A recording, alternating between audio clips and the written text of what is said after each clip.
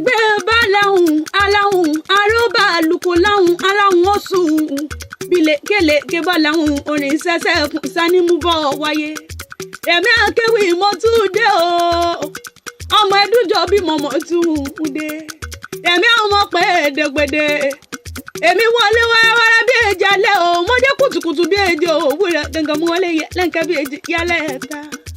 Lónìí mo rí bá lọ́wọ́ Ọlọ́run bá afúnimọ̀sẹ̀rẹ̀gún adánimọ̀ àgbàgbé ọba tó dá mi tó mọ̀ mí tó mọ̀ rí mi tó ṣe mí lólórí rẹ̀. Gbogbo ọmọ ìlàrò ó ti bẹ̀rẹ̀ níkàlẹ̀ ẹgbẹ́ra lẹ́ẹ̀kẹ́dìdè òdìlé bàbá tó gbé bí yín lọ́mọ gangan sábàṣà fún ọmọ pọ́n ti ń jẹ́ eégún. Ọmọ ajó ní gèrè ọmọ ẹdìyẹ sùn wọ́n ṣe bí kú lóko ìlàrò ó lọ ta tán lẹ́dìyẹ bá dìde.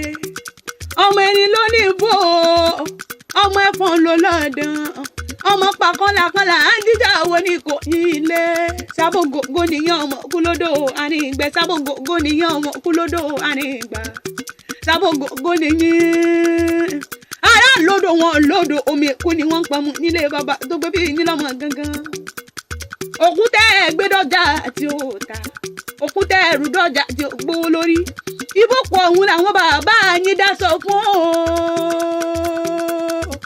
òun wọ́n dá sọ fún tí wọ́n fi sọdún eégún ilé bàbá tó gbé bí yín lọ́mọ gangan. Ẹ̀yin lọ́mọ eégún mẹ́ta pín ní o. Ikú lódò Ogogo